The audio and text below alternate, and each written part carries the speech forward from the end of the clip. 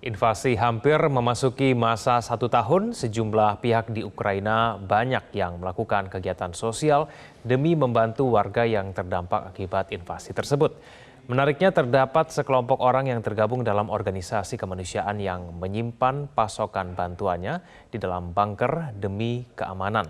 Seperti apa bunker pasokan bantuan kemanusiaan tersebut? Berikut liputan jurnalis MGN, Iqbal Himawan dan Levi Wardana. Dampak dari perang Rusia-Ukraina yang sudah hampir memasuki masa 1 tahun ini adalah tidak hanya korban jiwa ataupun mereka korban yang terluka, namun juga banyak orang-orang yang membutuhkan ini dalam hal bukan hanya keamanan, tapi juga barang-barang supply yang membuat mereka survive sehari-hari, apalagi di musim dingin yang tengah berlangsung saat ini.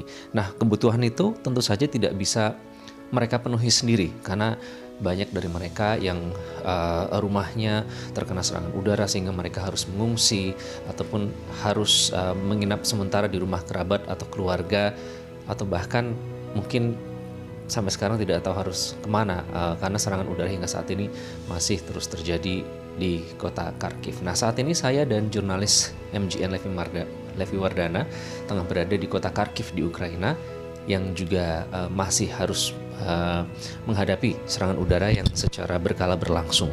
Ini adalah tempat gudang, lebih tepatnya, atau storage.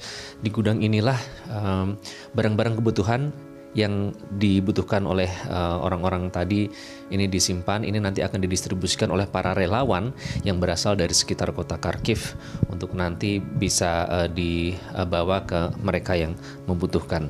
Dan kondisinya seperti ini. Ini kita akan masuk ke bawah. Memang ruang storage ini atau gudang ini ada di basement.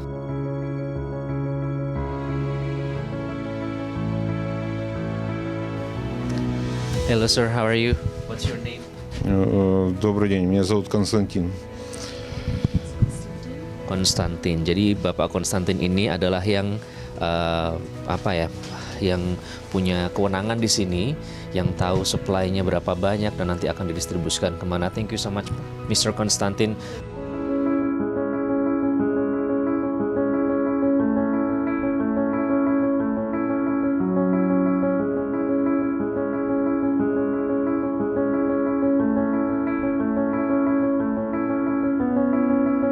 Ini barang kebutuhan minimal ya, artinya pangan yang sangat dibutuhkan oleh warga di sini. Tadi ada mulai dari biji-bijian, kemudian intinya yang bisa membuat mereka survive di sini. Dan tidak hanya makanan, misalnya tadi ada yang dalam kaleng, ada juga yang dalam box, tapi di sini juga ada. It's just for animals, sir? For dogs and cats? Это корма для собак и корма для котов. Это то, что осталось от большой партии, которую мы развезли недавно. Jadi mereka tidak hanya menyediakan buat manusia, tapi juga hewan peliharaan yang terlantar begitu ya. Tadi ada untuk anjing dan kucing disimpan di situ semua. Ini adalah tempat di mana istilahnya ruang untuk koordinasi. Disinilah tempatnya. Di sini dikoordinasikan apa saja bantuan yang masuk, kemudian dalam bentuk apa saja, jumlahnya berapa, dan nanti akan didistribusikan ke mana saja. Di sini ada beberapa foto juga di situ dari para relawan. Jadi mereka ini adalah anak-anak muda yang berasal dari sekitar kota Kharkiv. Nah, memang sebagian besar ada yang menuju ke garda depan, ke medan perang untuk ikut bertempur bersama angkatan bersenjata ya. Tapi bagi mereka yang tidak ke medan perang, mereka di sini juga mendistribusikan bantuan, mungkin bagi para prajurit, juga bagi warga yang membutuhkan. Dan di tengah kesibukan ini lagi ngerjain tugas ya, tugas makalah kedokteran juga. Dia nanti juga ada lecture online, tapi dia mengaku tetap pengen menjadi relawan karena ini adalah kota dia, keluarga dia, kerabat dia berada di sini dan banyak yang membutuhkan. Dia tergerak secara kemanusiaan untuk turut membantu. Kita akan lanjutkan, Mr. Konstantin. What's the next room? Jadi semua yang ada di sini ini adalah perlengkapan untuk bayi, karena banyak juga bayi-bayi yang menjadi korban dari perang Rusia-Ukraina ini. Di antaranya itu ada, saya lihat ada susu bayi, ada formula, ada kemudian bubur bayi, dan seperti di sini yang kita lihat ini adalah ada popok juga di sini, ada Pampers. Ini juga disediakan di sini. This is the last, or do you have another room? Да, медики. Kita akan menuju ke ruangan selanjutnya.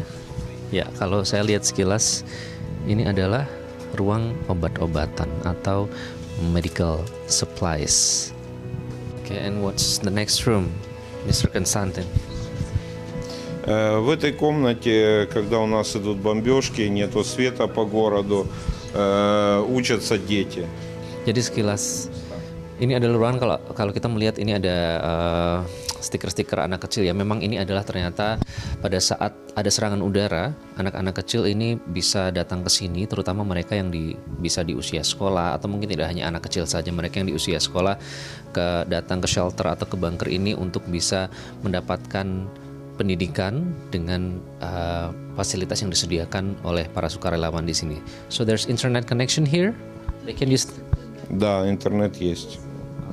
Jadi pada saat mereka kesulitan mendapatkan koneksi internet, padahal anak-anak itu harus menggunakan sambungan internet. Nah, mereka datang ke sini nanti akan disediakan di sini. Jadi dengan cara yang seperti inilah mereka bisa meneruskan pendidikannya dengan terbatas, namun paling tidak mereka tidak berhenti sama sekali untuk mengejar mimpi mereka. Meskipun kalau kita berbicara mimpi perdamaian itu mungkin sampai sekarang masih belum terlihat jelang 1 tahun, tapi paling tidak anak-anak tersebut bisa melanjutkan untuk bermimpi. Thank you very much, Mr. Konstantin. Dari Kharkiv, Ukraina, Iqbal Himawan, Levi Wardana, Metro TV.